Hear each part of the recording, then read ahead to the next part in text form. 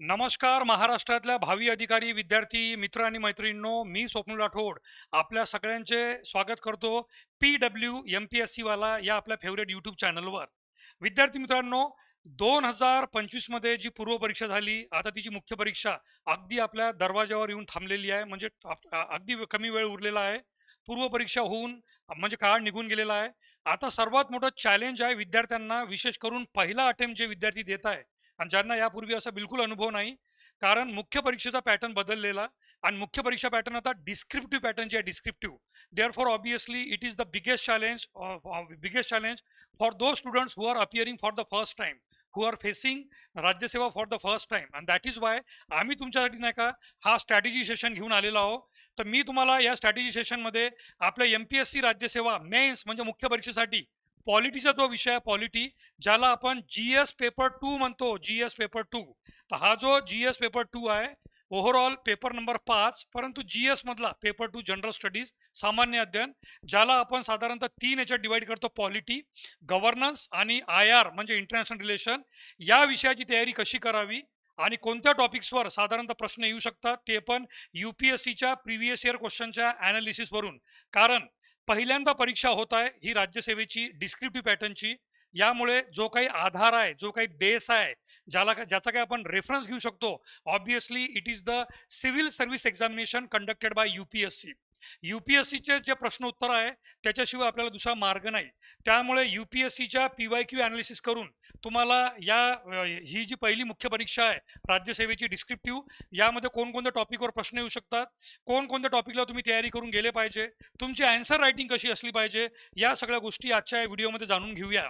सर्वप्रथम आपल्या UPSC main exam, okay, UPSC main एक्झामचा नाही का जो GS पेपर 2 आहे, तोच आपल्या राज्यसेवेचा सुद्धा GS पेपर आहे. ठीक आहे. तर आपल्या राज्यसेवा याने सुद्धा तंतोतंत राज्यसेवा GS2 is equal to UPSC GS2 और वाईस वर्सा. यामध्ये तुम्हाला सांगितल्याप्रमाणे ज्याला आपण सरळ सरळ फक्त इंडियन पॉलिटी म्हणतो, but it is not confined only to Indian polity. Actually GS paper 2, okay, GS paper 2 has been classified into 4 different sections. चार याच्यात नका विभाजित करण्यात आलेला हा विषय. पहिला म्हणजे पॉलिटी. यामध्ये भारतीय राज्यघटनेच्या ऐतिहासिक पार्श्वभूमीपासून तर मूलभूत हक्क, नागरिकत्व, संघ त्याचे क्षेत्र, मूलभूत कर्तव्य, आणीबाणी, राष्ट्रपती, राज्यपाल, उपराष्ट्रपती आणि केंद्रशासित प्रदेश, संसद, राज्य विधिमंडळ, पंचायत राज व्यवस्था, या सगळ्या पॉलिटीमध्ये येतात. हे सगळे टॉपिक जे रेग्युलर कोअर टॉपिक आहे, जे आपण लक्ष्मीकांत सरांच्या पुस्तकातून पॉलिटी म्हणून वाचतो पूर्व परीक्षेसाठी सुद्धा. तर तो पॉलिटीचा, ओके, पॉलिटीचा भाग, ज्याला राजकारण किंवा राज्य व्यवस्था म्हणतात, याला 250 मार्काचा हा पेपर आहे. 250 मार्काचा GS पेपर 2 जो आहे ना, एकूण याला 250, ओके, 250 मार्क आहे. या 200 मार्क पैकी 40% म्हणजे जवळपास 100 म्हणजे सर्वात जास्त वेटेज नका पॉलिटीला आहे. त्या खालोखाल 60 मार्क म्हणजे जवळपास 25%चं वेटेज आहे गव्हर्नन्स.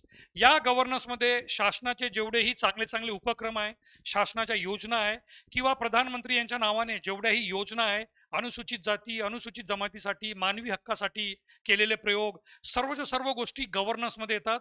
म्हणजे देश चालवण्यासाठी शासनाकडून कोणकोणते उपक्रम राबवण्यात येत आहे, the good governance initiative by the government of India for day to day administration, ते गव्हर्नन्समध्ये येतं. त्यावर 60 मार्क येतात. सोशल जस्टिस याला आपण सध्या सोडून देऊ, कारण सोशल जस्टिसचा वेगळा व्हिडिओ हनुमंत हांडे सरांकडून येतोय. आणि तो तिसरा भाग आहे, तो म्हणजे IR ला 50. म्हणजे तुम्ही बघितल्याप्रमाणे 250, ओके, 250 मार्क पैकी पहिला, दुसरा आणि हा जो चौथा सेशन आहे, म्हणजे 100 मार्क, 60 मार्क आणि 50 मार्क. तर 250 पैकी 210 मार्काची आपण तयारी कशी करायची हे आपण व्हिडिओमध्ये बघणार आहोत. 250 पैकी 210 मार्क हे 3 कंपोनंट आहे: पॉलिटी, गव्हर्नन्स आणि IR.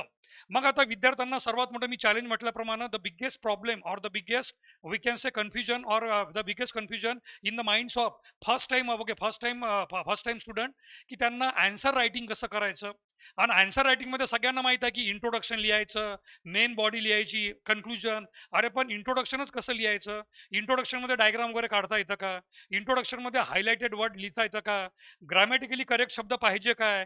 किंवा लांबलचक वाक्यामध्ये प्रश्न उत्तर लिहायचे की केवळ म्हणजे मेन पॉईंटमध्ये आन्सर लिहायचे? आणि इंट्रोडक्शन जवळपास किती शब्दाचं असलं पाहिजे? अशा सगळ्या प्रश्नाचं उत्तर हे आपल्या व्हिडिओमध्ये भेटणार आहे.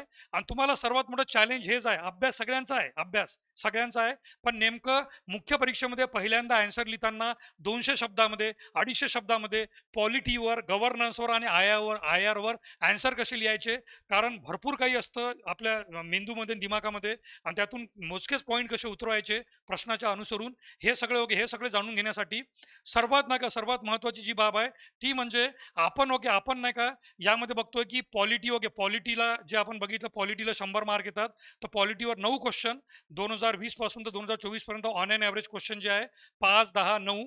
कॉन्स्टिट्यूशनवर नाही का 5 क्वेश्चन, गव्हर्नन्सवर 5 क्वेश्चन आणि आयआरवर 4 क्वेश्चन. म्हणजे जिथे पुन्हा क्लिअर होतं सर्वात महत्त्वाचा भाग आहे पॉलिटी, आणि या पॉलिटीमध्येच कॉन्स्टिट्यूशन सुद्धा इन्व्हॉल्व होतो. जवळपास 9, 5, 14 क्वेश्चन 14 क्वेश्चन या पहिल्या भागावर आहे, गव्हर्नन्सवर 5 क्वेश्चन आणि आयआरवर 4 क्वेश्चन आहे.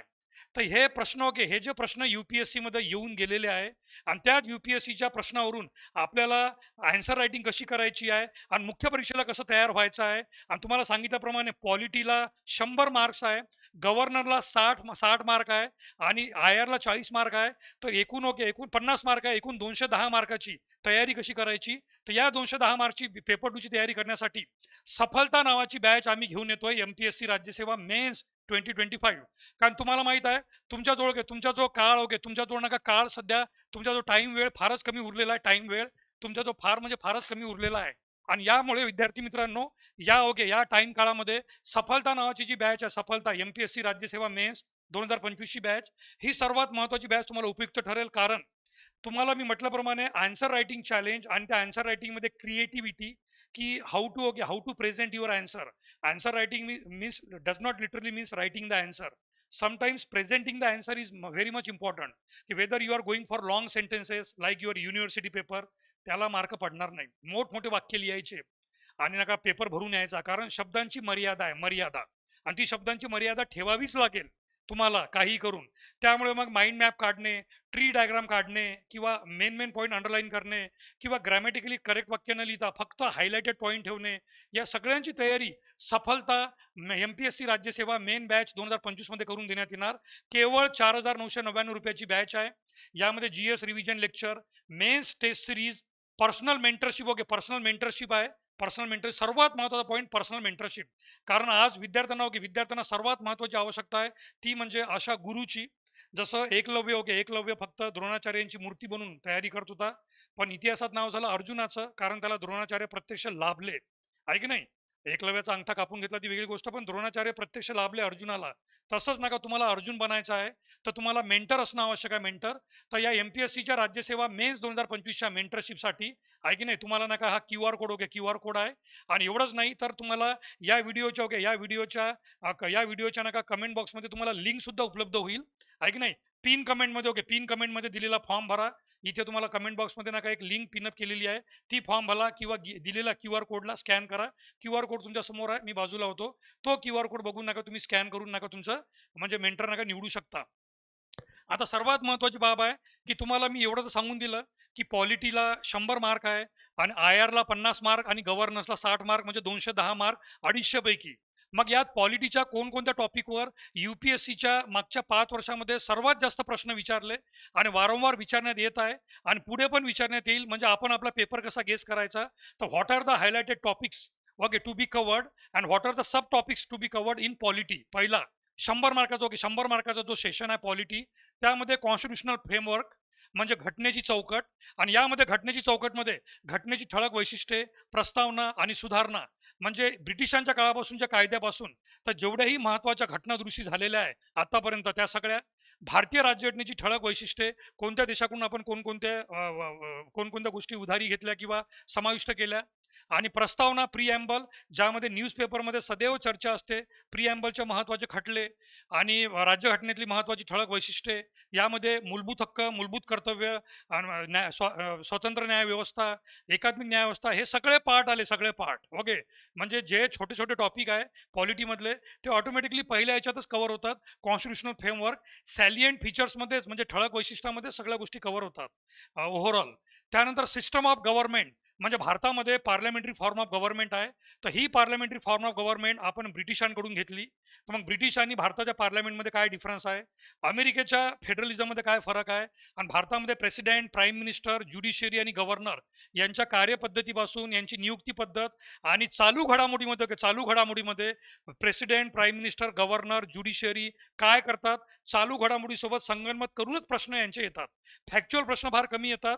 राष्ट्रपतींनी जसं काही दिवसापूर्वी सर्वोच्च न्यायालयाला कलम 143 अंतर्गत 14 प्रश्न पाठवले होते, त्यावरूनच तुम्हाला प्रश्न येऊ शकतो राष्ट्रपतीचा, त्यावरूनच. कारण चालू घडामोडीसोबत संगनमत होणारा हा विषय आहे पॉलिटी. सर्वात जास्त फ्रंट पेज न्यूजपेपरचं ओपन केलं तर तुम्हाला 90% न्यूज नका तुम्हाला पॉलिटिकल न्यूजच सापडणार. त्यानंतर तिसरा हायलाइटेड टॉपिक आहे तो म्हणजे फेडरलिझम, युनियन स्टेट रिलेशन, केंद्र राज्य संबंध, आणि डिव्हॉल्युशन ऑफ पॉवर, म्हणजे 73वी व 74वी घटनादुरुस्ती. या सगळ्या टॉपिकवर भरभरून दरवर्षी प्रश्न येतात आणि कॉन्टिन्यू आहे. आणि कॉन्स्टिट्युशनल आणि नॉन कॉन्स्टिट्युशनल बॉडी, जसं की आता इलेक्शन कमिशन म्हटलेलं आहे इथं, ज्या प्रकारे भारतात प्रत्येक राज्यात स्पेशल इंटेन्सिव्ह रिव्हिजन सुरू आहे. BLOचे मृत्यू होत आहे. बिहारमध्ये त्या SIR होऊन वाद झाला, आता बंगालमध्ये वाद आहे, सुप्रीम कोर्टमध्ये सुद्धा मॅटर चालू आहे. म्हणजे तुम्हाला इलेक्शन कमिशनवर प्रश्न येऊ शकतो. वोट चोरीचा जो कॅम्पेन आहे त्यामुळे इलेक्शन कमिशनची प्रतिमा कुठे ना कुठे क्वेश्चन मार्कमध्ये आहे, त्यामुळे इलेक्शन कमिशनवर तुम्हाला प्रश्न येऊ शकतो. UPSC मध्ये काही प्रकरण घडले मागे, की काही लोकांनी नकली, म्हणजे काही लोकांनी नकली डॉक्युमेंट देऊन, खोटे कारण देऊन ऍडमिशन घेतली, UPSCच्या अध्यक्षांनी राजीनामा दिला, त्यावर सुद्धा प्रश्न येऊ शकतात. म्हणजे ओव्हरऑल पॉईंट माझा हा आहे सांगण्याचा, की तुम्हाला चालू घडामोडीच्या संगनमत करूनच पॉलिटीवर प्रश्न येतील. लक्ष्मीनाथ सरांच्या पुस्तकातून तुम्हाला फक्त नॉलेज घ्यायचं आहे, पण प्रश्न मात्र सगळे newspaper base, current affair base असतील. हे तुम्हाला UPSCच्या PYQ वरून सुद्धा लक्षात येईल. तेवढंच नाही तर पंचायती राज आणि अर्बन लोकल बॉडी, जे मागं आपण बघितलं डिव्होल्युशन ऑफ पॉवरमध्ये. आणि मग उर्वरित टॉपिक जे आहे फंडामेंटल राईट, DPSP, हे ऑलरेडी तुम्हाला म्हटलं मी, की कॉन्स्टिट्यूशन आणि राज्यघटनेच्या ठळक नका वैशिष्ट्यामध्ये हे टॉपिक ऑलरेडी कव्हर होतात. मग या सगळ्या टॉपिकवर मिळून 100 प्रश्न येतात, 100 प्रश्न. आता सेकंड जो आहे घटक गव्हर्नन्स, या गव्हर्नन्समध्ये मी तुम्हाला सुरुवातीला म्हटलं की जेवढ्याही भारतामध्ये वेगवेगळे कार्यक्रम राबवण्यात येतात, मग ते डिजिटल इंडिया असो, किंवा नका प्रधानमंत्री जनधन योजना असो, किंवा प्रधानमंत्री जन आरोग्य योजना असो, गव्हर्नमेंटच्या अनुसूचित जाती, अनुसूचित जमाती, मागासवर्गीय, महिला, वृद्ध लोकांसाठी राबवण्यात येणारी योजना, भारताला आंतरराष्ट्रीय स्तरावर मोठमोठं नाव करण्यासाठी राबवण्यात येणारे वेगवेगळे कार्यक्रम, देशांतर्गत राबवण्यात येणारे वेगवेगळ्या उपाययोजना आणि कार्यक्रम, या सगळ्यांचा नका उल्लेख या गव्हर्नन्समध्ये येतो. कारण गव्हर्नन्सचा अर्थ आहे देश कसा चालवणे. मग देश चालवण्यासाठी तयार करण्यात आलेले कायदे, देश चालवण्यासाठी नका राबवण्यात येणारे विविध उपक्रम, या सगळ्यांची नका यामध्ये गव्हर्नन्समध्ये येतं. आणि यावर 60 मार्क, म्हणजे जवळपास 3 ते 4 क्वेश्चन येतात, 15-15 मार्काचे किंवा 20-20 मार्काचे. आणि यातले महत्त्वाचे टॉपिक ज्यावर वारंवार प्रश्न आलेले आहेत ते म्हणजे digital governance and accountability, role of civil services in democracy, लोकशाहीमध्ये नागरी सेवांची भूमिका, आणि citizen charter, e governance, good governance and accountability, world बँकेचा अहवाल. हे प्रामुख्याने मोठमोठे टॉपिक आहे. या टॉपिकमध्ये भरपूर सब टॉपिक आहे, म्हणजे प्रत्येक टॉपिकमध्ये 8-8, 9-9 सब टॉपिक आहे. म्हणजे आपण ना काय तिघांचा विचार केला आणि ऑन अन ॲव्हरेज एका मेन टॉपिकमध्ये, डिजिटल गव्हर्नन्समध्ये अजून ना छोटे मोठे 7 टॉपिक आहे. तर जवळपास 21 ते 22 टॉपिक इथे होत आहे, आपले 21 ते 22 टॉपिक यामध्ये होत आहे. आणि सरते शेवटी IR, ज्याच्यावर नका 50 मार्काचे प्रश्न येतात. तर हमखास म्हणजे ज्यावर प्रश्न येतो म्हणजे येतो, ज्याला अवॉइड करताच येत नाही, तो पहिलाच भाग India and it's neighbour, Bharat आणि त्याचे शेजारी. कारण शेवटी आपल्या भारताच्या आजूबाजूच्या देशामध्ये जे काही घडत आहे, जसं पाकिस्तानमध्ये, बांगलादेशमध्ये, नेपाळमध्ये, किंवा म्यानमारमध्ये आणि श्रीलंकेमध्ये ज्या काही राजकीय परिस्थिती आहे, त्याचा भारतावर काय इम्पॅक्ट होऊ शकतो आणि भारताची यामध्ये काय भूमिका राहू शकते, एक सब कंटिनेंटमधला मोठा भाऊ म्हणून, त्यावर तुम्हाला प्रश्न येतात म्हणजे येतात. 100% इंडिया अँड इट्स नेबर. चालू घडामोडीमध्ये भारताचं पाकिस्तानसोबत झालेलं छोटेखानी युद्ध, ऑपरेशन सिंदूर, त्यावर प्रश्न येऊ शकतो. बांगलादेशच्या नका शेख हसीना यांना झालेला फाशी शिक्षा, मग यात भारताची भूमिका काय राहील. अशा अनेक प्रकारचे प्रश्न येऊ शकतात. भारत आणि त्याचे, India and it's neighbour, Bharat आणि त्याचे शेजारी देश.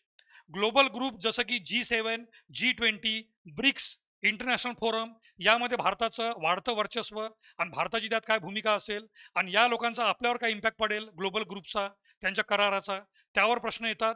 जिओ पॉलिटिकल चॅलेंजेस, जसं अमेरिकेने भारतावर लावलेले मोठमोठे टॅरिफ, किंवा रशिया आणि युक्रेन युद्धामध्ये भारताची भूमिका, किंवा युनायटेड नेशन्समध्ये भारताला परमनंट मेंबरशिप भेटू शकतात का, अशा अनेक प्रकारचे भू राजकीय आव्हाने यावर प्रश्न येतात. आणि तुम्हाला लक्षात आलंच असेल की हा IR चा पेपर आहे, हा फक्त आणि फक्त न्यूज पेपर बेस आहे, करंट अफेअर बेस. ओव्हरऑल तर सांगायचा अर्थ, GS पेपर 2 जो आहे ना, GS पेपर 2, तो 250 पैकी 200 मार्काचा फक्त करंट अफेअर आणि न्यूज पेपरवर आधारित असतो. आणि त्यातही IR बिंदासपणे फक्त आणि फक्त त्या वर्षी ज्या गोष्टी घडलेल्या आहे आंतरराष्ट्रीय स्तरावर त्यातूनच प्रश्न येतात भारतासंबंधी, आहे की नाही, IR. आता अभ्यास करण्याची जी पद्धती आहे ती तुम्हाला आत्ता सांगितलं मी, की पॉलिटीचा अभ्यास करताना लक्ष्मीकांत सरांचं पुस्तक हे सर्वात महत्त्वाचं पुस्तक आहे, लक्ष्मीकांत सरांचं पुस्तक. परंतु लक्ष्मीकांत सरांच्या पुस्तकात फक्त फॅक्ट आहे, फॅक्च्युअल कन्सेप्ट नाही आहे, कन्सेप्ट किंवा ॲनालिसिस नाही आहे. ॲनालिसिस कशावर येतं? पॉलिटिकल ॲनालिसिस दररोजच्या न्यूजपेपरवर. जसं आता हिवाळी अधिवेशन चालू आहे आणि SIR वरून गदारोळ, म्हणजेच नका न्यूजपेपरमध्ये आलेलं याच्यावर चर्चा चालणार, विविध न्यूज चॅनलमध्ये, न्यूजपेपरमध्ये याबाबत वेगवेगळे तज्ज्ञ लोक मतं मांडणार की स्पेशल इंटेन्सिव्ह रिव्हिजन म्हणजे काय, ही भारतामध्ये करणं आवश्यक आहे का, याचा निवडणूक आयोग याद्वारे काय साध्य करू इच्छितो, यावर तुम्हाला प्रश्न येऊ शकतो.